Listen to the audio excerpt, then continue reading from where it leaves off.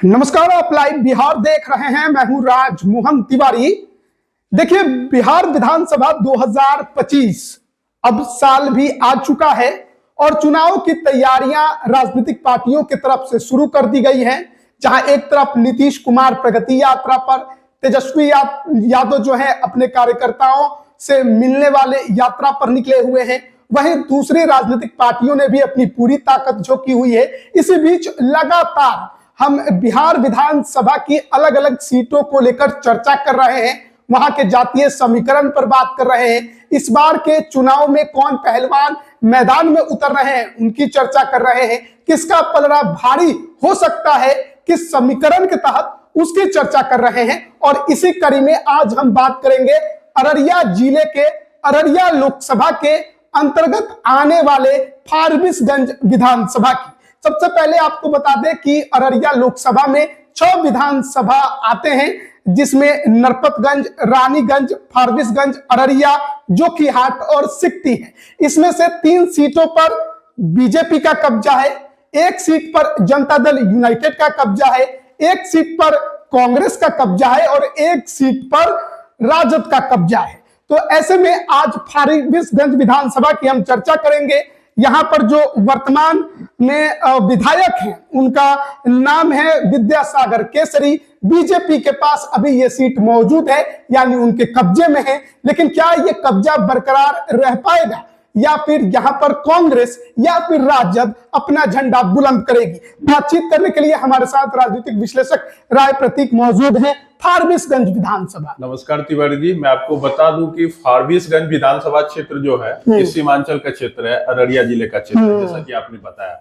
तो फारबिसगंज जो है, उसका जो नामकरण हुआ है, एक अंग्रेज अधिकारी थे, काफी मतलब उस क्षेत्र के ब्रिटिश कलेक्टर हुआ करते थे और काफी सैन्य दस्ता के हेड हुआ करते थे, वो कमांडर।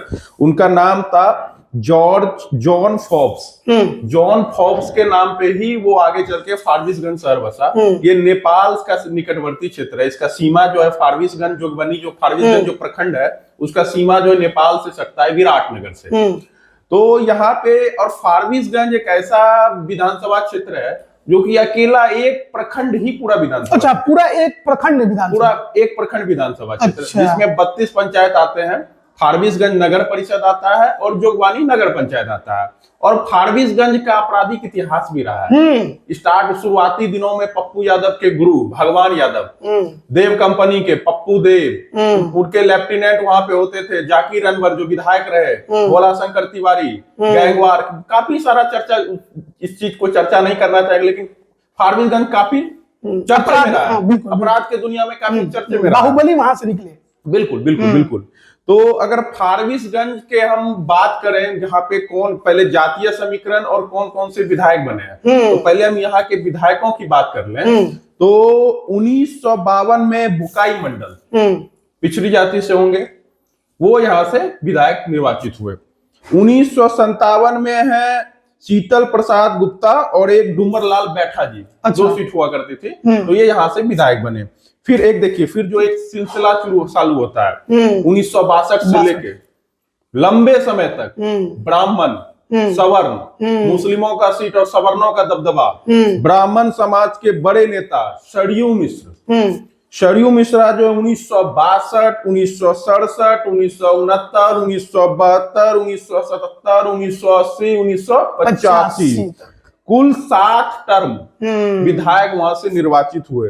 फिर ब्राह्मणों के विधायक बनने का सिलसिला यही नहीं समाप्त हुआ। सरयू मिश्रा के बाद, सरयू मिश्रा 1990 तक विधायक रहे, तो 1990 में फिर ब्राह्मण ही यहाँ से विधायक जीते। अच्छा। 1990 और 1995 में मायानंद ठाकुर, सरयू मिश्रा जहां कांग्रेस से विधायक होते थे, वहीं मायानंद ठाकुर भारतीय जनता पार्टी के विधायक निर्वाचित हुए। समझ सकते हैं ब्राह्मणों का दबदबा क्या रहा इस सीट पे। 1962 से लगातार 2000 तक, 95 में जीता, 2000 तक टर्म रहा, 2000 तक उनका टर्म रहा। 62 से लेके 2000 तक सिर्फ ब्राह्मण फारबिसगंज। उसके बाद देख लीजिए 2000 में ब्राह्मणों का ये सिलसिला टूट गया। ब्राह्मण भी चुनाव लड़ रहे थे, मुस्लिम जाकिर हुसैन खान, वो भी किस पार्टी से? बीएसपी से, बहुजन समाज पार्टी, मायावती की पार्टी से चुनाव जीते, ब्राह्मणों को हराकर। उसके बाद देखिए फिर पिछड़ों का दौर चालू हो जाता है 2005 में लक्ष्मी नारायण मेहता। 2005 फरवरी वाले चुनाव, फरवरी और नवंबर दोनों चुनाव यही जीते। लक्ष्मी नारायण मेहता किसके टिकट पे? ये जीते हैं आपको बीजेपी के टिकट पे। अच्छा, क्योंकि बीजेपी का लगातार दबदबा जो था इस सीट में 1990 से शुरू हो गया मायानंद ठाकुर। बिल्कुल। इस बीच में बस एक बार जाकिर हुसैन खान बीएसपी से चुनाव जीतने में कामयाब हुए। उसके बाद देख लिए 2010 में पदम प्रयाग राय वेणु, ये भी भाजपा से जीते। 2015 और 2020 में विद्यासागर केसरी, इसका आपने चर्चा किया, वैश्य जाति से आते हैं, लगातार 2 बार से विधायक निर्वाचित हो रहे हैं। अब अररिया में क्या है कि अररिया का अगर जातीय समीकरण पे आप गौर कीजिएगा तो यहाँ पे सवर्णों का ज्यादा वोट नहीं है, लेकिन एक प्रभाव, एक इन्फ्लुएंस, एक दबदबा रहा है। ठीक है, इसमें अगर टोटल वोटर की बात करें तो 3,67,000 आज के तारीख में फारबिसगंज विधानसभा में कुल वोटर है, जिसमें एससी वोटर जो है 58,000 है, शेड्यूल कास्ट 58,000 है, शेड्यूल ट्राइब आदिवासी वोटर जो है वो 5,000 है, मतलब दलित महादलित मिलाकर 63,000 वोटर है। सर्वाधिक वोटर यहाँ मुस्लिम है, मुस्लिम क्योंकि सेंसस में क्लियर है, और जीता महज एक बार है, 1,24,000। इस सीट का सीन ऐसा है कि मुस्लिम समाज, हिंदू मुस्लिम ध्रुवीकरण हो जाता है तो सीट मुस्लिम समाज जीत नहीं पाता है। वो तो ब्राह्मणों का एक दौर लगातार चले आ रहा था, तो उस दौर को तोड़ने के चक्कर में जो है 2000 में बीएसपी के टिकट पे जाकिर हुसैन जो है विधायक निर्वाचित हो गए थे। मुस्लिम समाज के वोटर 1,24,000 है, यादव समाज के वोटर 40,000 है, यादव समाज के वोटर है। कुशवाहा भी 20,000 है। अच्छा, विधायक भी रहे हैं, यादव समाज के विधायक नहीं रहे लेकिन कुशवाहा विधायक रहे हैं। भूमिहार 12,000 है, ब्राह्मण 22 से 25,000 है, जिसमें मैथिल ब्राह्मण भी है और कुछ बंगाली ब्राह्मण भी है, क्योंकि बंगाल से सटा हुआ है, बंगाल से सटा हुआ कुछ बंगाली ब्राह्मण भी है। वैश्य जो है 35,000 है, अदर्स 55,000 है, जिसमें अन्य अति पिछड़ा है, कुछ समझ गए, राजपूत का है, थोड़े वोट, सबके वोट है। जिन जातियों के नाम आपने नहीं लिए उन सबके वोट जो है इसमें 55,000 है। इसमें सवर्णों में यहाँ ब्राह्मण और भूमिहार, ये 2 जाति के वोट विशेषकर है, ये दोनों चुनाव लड़ते आ रहे हैं। ब्राह्मणों का आपने देख लिया कि किस प्रकार से दबदबा रहा, उसी प्रकार यहाँ से देखिए जब फॉरवर्ड इस सीट पे अररिया जिले में फॉरवर्ड 2 सीट से चुनाव जीतते थे। एक आपका फारबिसगंज होता था, दूसरा होता था पलासी, जो भी विलुप्त हो गया, अब जोकीहाट बन गया। जो पलासी से भूमिहार चुनाव जीते थे, पलासी से शांति देवी 1957 में, और मायानंद ठाकुर, ये दूसरे मायानंद ठाकुर है, फारबिसगंज वाले नहीं, दूसरे मायानंद ठाकुर जो भूमिहार समाज से आते थे, वो 1972 में पलासी से चुनाव जीते थे। तो अररिया जिले में सवर्णों के विधायक रहते आए हैं एक इतिहास में। अब ब्राह्मणों की बात करें तो ब्राह्मण समाज का यहाँ अच्छा खासा वोट है, पैठ है और सामाजिक स्वीकार्यता है ब्राह्मणों का। एक चीज गौर करने वाली है, जो आपने पूरा जातीय समीकरण समझाया, उसमें यहाँ तक दिख रहा है कि मुस्लिम, पिछड़ा, अति पिछड़े की संख्या सबसे ज्यादा है। सवर्णों की आबादी बहुत तो है ही नहीं, बहुत कम है। फिर आखिरकार इतने लंबे समय तक सवर्णों के जीतने के पीछे का कारण क्या रहा? सवर्णों के जीतने का, जैसे जिसमें सरयू मिश्रा चुनाव जीतते थे वो कांग्रेस से जीतते थे, तो मुसलमानों का साथ मिल जाता था। उसके बाद मायानंद ठाकुर जीते, भाजपा से आए, क्योंकि भाजपा के जब साथ आए तो फिर वो हिंदू मुस्लिम ध्रुवीकरण हुआ। यहाँ पे टिकट लेना, एक जो परंपरा चला रही थी सवर्णों के चुनाव लड़ने और जीतने का, वो लगातार चल, और सवर्णों का ऐसा नहीं है कि सवर्णों का दबदबा नहीं है।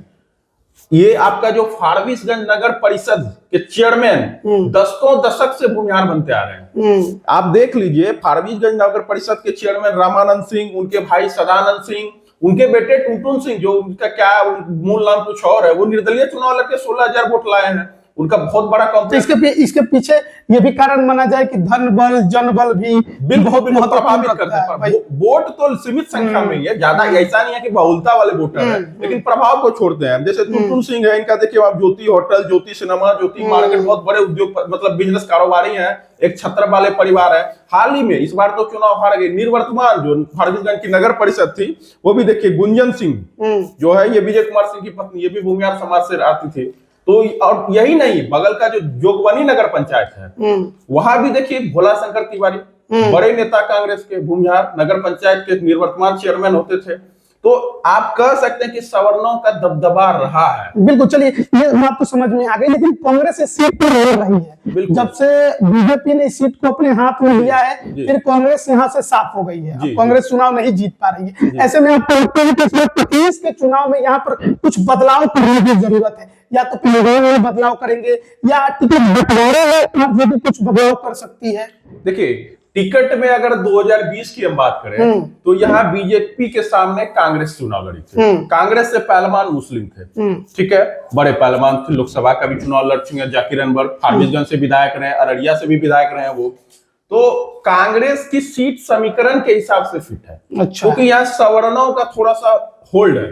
तो कांग्रेस थोड़ा सवर्णों का वोट ला सकती है। कांग्रेस थोड़ा सा होल्ड और इन्फ्लुएंस करने वाले जाते हैं। यहाँ जो ब्राह्मणों की संख्या, यहाँ जो भूमियारों की संख्या, खास करके ब्राह्मण, वो इन्फ्लुएंसिंग कास्ट है यहाँ पे, क्योंकि ब्राह्मणों का जो ग्रामीण भी आबादी है वो इन्फ्लुएंस करता है। तो कांग्रेस जो है वहां पे, ये कांग्रेस के लिए अच्छी सीट है, लेकिन दिक्कत ये हो जाता है कि ये आप अंदाजा लगा रहे हैं कि सवर्ण वोट करेंगे, लेकिन जब ध्रुवीकरण होता है तो फिर जातीय समीकरण बिखर जाता है। बिल्कुल, वो मुस्लिम कैंडिडेट को जो जाकिर अनवर चूंकि अच्छे कैंडिडेट है, उनका सवर्णों में पैठ है, लेकिन उनके नाम पे ध्रुवीकरण होता आ रहा है। लेकिन इस बार जो चर्चा है, ये चूंकि कांग्रेस की एक और सीटिंग है अररिया सदर, वहां के जो विधायक हैं अब्दुल रहमान, वो काफी ओल्ड एज हो चुके हैं, उनको कांग्रेस इस बार विराम देगी। कांग्रेस की सिटिंग सीट है अररिया सदर की, तो वहां से जाकिर अनवर जो पिछली बार फारबिसगंज से चुनाव लड़ रहे हैं, उनकी चर्चा है कि कांग्रेस उनको अररिया से विधानसभा का चुनाव लड़ा सकती है, टिकट दे सकती है, क्योंकि कांग्रेस की सिटिंग सीट है अररिया और वहां के विधायक काफी उम्र दराज हो चुके हैं। तो जाकिर अनवर पहले भी 2010 में अररिया से विधायक रहे हैं, तो जाकिर अनवर को अररिया शिफ्ट करने का लगभग तैयारी कांग्रेस के द्वारा पूरा हो चुका है। और कांग्रेस इस बार हो सकता है कि गैर मुस्लिम प्रत्याशी एक अच्छे जिताऊ पहलवान पे फारबिसगंज में दाव खेल, क्योंकि फारबिसगंज कांग्रेस के ही समीकरण में फिट है और वो सीट निकाल सकता है। मतलब राजद के यहाँ चुनाव लड़ने की उम्मीद कम है। राजद को लड़ना भी नहीं चाहिए, क्योंकि राजद तो ऑलरेडी बहुत सारे सीमांचल में लड़ते आ रही है। सीमांचल में कांग्रेस थोड़ा अपर हैंड कांग्रेस को, राजद को देना चाहिए। अब तो पप्पू यादव भी सीमांचल में है कांग्रेस के साथ। बिल्कुल, पप्पू यादव भी कांग्रेस के साथ है। अगर यहाँ हम दावेदारों की चर्चा करें, पहले तो भाजपा से हम दावेदारों की चर्चा करते हैं। वर्तमान विधायक ही है आपको विद्यासागर केसरी, सिटिंग विधायक है, एंटी इनकम्बेंसी तो है ही, लेकिन वैश्य समाज से आते हैं। वैश्य समाज का ठीक ठाक यहाँ पिछड़ी जाति का वोटर है, तो उनकी दावेदारी तो स्वाभाविक है, पहली दावेदारी उनकी होगी। अब टिकट उनका रहता है या कटता है, ये तो बात की बात है। संभावना है कि अभी नहीं कह सकते हैं, इनका कुछ पॉजिटिव फीडबैक भी है, कुछ निगेटिव भी है। अब टिकट रहेगा या नहीं रहेगा ये तो भविष्य की बात है, लेकिन इनके विकल्प के रूप में भी कई दावेदार हैं। 2 ब्राह्मण दावेदार हैं इनके विकल्प के रूप में। अगर इनका टिकट कटता है तो वहां से 2 ब्राह्मण मजबूत दावेदार हैं, जिसमें एक है अजय झा, ये पूर्व में भी चुनाव लड़ चुके हैं, बात एलजेपी से अररिया से चुनाव लड़े हैं 2010 और 2015 में। अजय झा भाजपा के नेता है, ये टिकट के प्रबल दावेदार है। अच्छा। दूसरे एक दावेदार है आदित्य नारायण झा, ये अभी भी मौजूदा जिला अध्यक्ष अररिया के। अच्छा। पहले भी जिला अध्यक्ष भाजपा के रह चुके हैं। तो भाजपा से 3 दावेदार हैं, विद्यासागर केसरी, अजय झा और आदित्य नारायण झा। अब देखिए आरजेडी से भी एक दावेदार है, वैश्य समाज से, जो चुनाव लड़े थे 2015 में, कृत्यानंद विश्वास, उनके बेटे हैं अविनाश विश्वास, ये ईबीसी जाति से है। अच्छा, मतलब अति पिछड़ी जाति से, मंडल समाज जो होता है वो अति पिछड़ी जाति से। आरजेडी से भी एक, लेकिन आरजेडी के खाते में ये सीट जाएगी, इसकी संभावना लगभग नगण्य है। यहाँ इस सीट से कांग्रेस ही चुनाव लड़ेगी। अब उसके बाद देख लीजिए कांग्रेस में 3 दावेदार हैं। पहले तो जाकिर अनवर ही हैं, जो पूर्व में विधायक भी रहे हैं, पिछले बार भी चुनाव आ रहे हैं, 20,000 से चुनाव आ रहे हैं, अररिया से लोकसभा का चुनाव लड़ रहे हैं, अररिया से भी विधायक रहे हैं, बड़े नेता हैं, फॉरवर्ड ऑफ सवर्णों में उनकी पैठ है। कहा जाता है कि अब आपराधिक इतिहास का तो, लेकिन ध्रुवीकरण में फंस जा रहे हैं, सवर्णों में बड़ी पैठ है। अब जाकिर अनवर का वहां एक अच्छा छत्रप है फारबिसगंज, 1,24,000 मुस्लिम वोटर है, लेकिन जाकिर अनवर को ध्रुवीकरण के डर से अररिया भेजा जा रहा है अब्दुल रहमान की जगह पे। वो उम्रदराज हो चुके हैं, वो भी सीट मुस्लिम की सीट भी है। हाँ, तो अगर जाकिर अनवर अररिया जाते हैं तो यहाँ किसी गैर मुस्लिम को प्रत्याशी बनाया जा सकता है, जिसमें सबसे बड़े पहला दावेदार का नाम आ रहा है भोला शंकर तिवारी। अच्छा। जो जोगबनी नगर पंचायत के चेयरमैन रहे हैं और सबसे घनिष्ठ मित्र, जो जाकिर अनवर के हमेशा साथ देखे जाते हैं, एक दोनों के बीच में बहुत ही घनिष्ठ मित्रता है, वो भोला शंकर तिवारी कांग्रेस के बड़े नेता है, वो टिकट के प्रबल दावेदार है। अगर जाकिर अनवर जी अररिया जाते हैं तो दूसरी बात, भोला शंकर तिवारी जाति से सवर्ण है, भूमियार ब्राह्मण है। तीसरा नाम आता है टुनटुन सिंह, जो पहले भी निर्दलीय चुनाव लड़ चुके हैं, बड़े कारोबारी हैं। और इन सब के अलावा भी कांग्रेस किसी ऐसे प्रत्याशी पे दांव खेल सकती है जो जिताऊ हो, चाहे वो सवर्ण, उसकी पहली नजर इस बार सवर्ण समाज पे है, या तो ब्राह्मण हो या तो भूमियार ब्राह्मण हो। सवर्ण समाज पे सवर्णों की मतलब कांग्रेस की पैनी नजर है। हो सकता है किसी पिछड़े कार्ड पे भी वो खेल सकती है, लेकिन कांग्रेस यहाँ पे गैर मुस्लिम उम्मीदवार देने के वे विचार कर रही है और बड़ी ही गंभीरता से विचार कर रही है कांग्रेस। ठीक है। और यहाँ पे इसका अगर इतिहास देखते हैं, जैसे यहाँ पे देखिए कि ब्राह्मण का चुनाव लड़ने का कितने बार चुनाव लड़े हैं ब्राह्मण, 62 से लगातार अभी तक 2010-15 तक चुनाव लड़ते रहे, ब्राह्मण चुनाव लड़े। भूमियार में रुद्रानंद ठाकुर 5 बार पीएसपी के टिकट से चुनाव लड़े, बड़ी संख्या में वोट लाते रहे हैं। तो कह सकते हैं कि सवर्णों का ये थोड़ा सा संख्या ज्यादा नहीं है, लेकिन इन्फ्लुएंसिंग है। कांग्रेस इसमें दांव खेल सकती है, खास करके ब्राह्मणों पर। ब्राह्मण समाज यहाँ ज्यादा वोलेटाइल है। जब पिछड़ा पर भी खेलेगी तो वो भी एक पिछड़ा में भी खेल सकती है, लेकिन कांग्रेस में ये क्या है ना, मुसलमानों का एक बड़ा बेस है, 1,24,000 वोट है। इसमें अगर इन्फ्लुएंसिंग जाति जो है वो सवर्णों का हो सकता है, क्योंकि भाजपा ऑलरेडी पिछड़ा कार्ड खेल रही है। या अगर कांग्रेस सवर्ण कार्ड खेलती है तो सवर्ण इन्फ्लुएंसिंग कास्ट है, ये औरों को भी इन्फ्लुएंस करके कांग्रेस के झोली में सीट डाल सकती है। क्योंकि कांग्रेस पिछले बार मुस्लिम कैंडिडेट दी है तो मात्र 20,000 से चुनाव हारी है। तो अगर इस बार सवर्णों पे दांव खेलती है तो इसी कांग्रेस जीत सकती है, चाहे ब्राह्मण हो या कोई और सवर्ण हो। अच्छा, आप क्योंकि कांग्रेस यहाँ पे चुनाव लड़ती आई है, यादवों की संख्या लगभग 40,000 आपने बताया, क्या आपको लगता है कि यादव जो है वो पूरी तरह से कांग्रेस को वोट करते हैं इस सीट पर?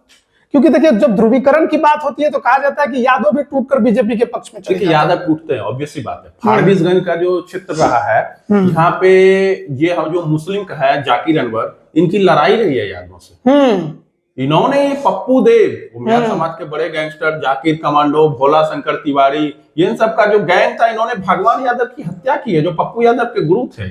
अच्छा। आज ना जोगबनी नगर पंचायत से चेयरमैन ये तो मुस्लिम होते थे या तो भूमियार होते थे, भोला शंकर तिवारी या जाकिर अनवर के फैमिली से, दोनों में कोई नहीं। इस बार यादव जीते हैं, तो लड़ाई तो है। आप वहां लोग स्थानीय लड़ाई भी है, वोट तो टकराव होता है। अब देखना है कि कितना इस टकराव को रोक सकते हैं। हो सकता है अगर मुस्लिम की जगह किसी फॉरवर्ड समाज को वोट टिकट दिया जाता है तो हो सकता है कि यादव समाज का जो वोट है वो एक तरफ जो कांग्रेस की तरफ आ जाए। तो इसके लिए तो तेजस्वी को बहुत कैंपेनिंग करने की जरूरत, थोड़ा सा कैंपेन करना। इधर पप्पू यादव का भी सपोर्ट लेना पड़ेगा। पप्पू यादव रहेंगे तो वोट आ जाएगा, क्योंकि पप्पू यादव अगर कांग्रेस में है तो वोट आ जाएगा, क्योंकि वहाँ पप्पू यादव का थोड़ा सा दबदबा है। हाँ, प्रभाव सीमांचल में तो है। हाँ, यादव वोटरों पे थोड़ा प्रभाव है। और ऐसे भी मुस्लिम पिछली बार मात्र महज 20,000 वोट से चुनाव हारी है कांग्रेस। अगर यहाँ पे किसी सवर्ण को टिकट दिया जाता है, किसी हिंदू समाज को टिकट दिया जाता है, खास करके सवर्ण को, तो ये सीट कांग्रेस आराम से जीत जाएगी। किसी यादव को दे दे तो क्या दिक्कत है? किसी यादव को देने से भी कोई दिक्कत नहीं है। अगर यादव को टिकट दिया जाता है, यादव के भी बहुत दावेदार है, लेकिन यादव के टिकट देने पे क्या होता है, वहां की जो जितनी पिछड़ी अति पिछड़ी सवर्ण जाती है फिर गोलबंद होके फिर तो वही MY पुराना हो जाएगा। पुराना समीकरण पे फिर पोलराइजेशन होगा। फिर जो केसरी जी जो जीत रहे हैं, फिर बनिया जो तुरंत चुनाव जीत जाएंगे, जितने में कामयाब हो जाएंगे, ये दिक्कत। और यादव को टिकट देना यानी कि मुस्लिम वोट में भी छिटका होगा। ये जाकिर अनवर जो है फिर इस चीज को करेंगे, बिल्कुल बचा नहीं पाएंगे, क्योंकि वहाँ स्थानीय स्तर पे फिर वो द्वंद हो जाएगा, द्वंद होगा। तो देखिए, हम फारबिसगंज विधानसभा सीट को लेकर पूरी तरह से विस्तार से चर्चा कर रहे थे कि यहाँ पर क्या जातीय समीकरण है, क्यों आखिरकार यहाँ पर फॉरवर्डों का जो दबदबा है वो कायम है। बीते 2 चुनाव से जरूर यहाँ पर फॉरवर्ड चुनाव जीत नहीं पाए हैं, लेकिन निश्चित तौर पर वो जिस तरीके से प्रभाव छोड़ते हैं, उस प्रभाव को लेकर अब कांग्रेस भी जरूर इस बार सोचेगी टिकट बंटवारे के समय कि आखिरकार उम्मीदवार किसे बनाया जाए। देखना बड़ा दिलचस्प होगा कि क्या आखिरकार बीजेपी से इस सीट को INDIA गठबंधन झटकने में कामयाब होता है या नहीं। आप इस पर क्या राय रखते हैं, कमेंट करके जरूर बताएं। आप सभी का बहुत बहुत धन्यवाद। बिहार बोर्ड 10वीं 12वीं परीक्षा की डेट शीट आ गई है। क्या आपकी तैयारी अभी अधूरी है? घबराने की कोई जरूरत नहीं। आ गया है read and pass, quick reviser crash course book जो दे आपको परीक्षा के लिए VBI प्रश्नों की अल्प समय में बेहतर तैयारी। प्रकाशक भारतीय भवन, खजांची रोड, पटना।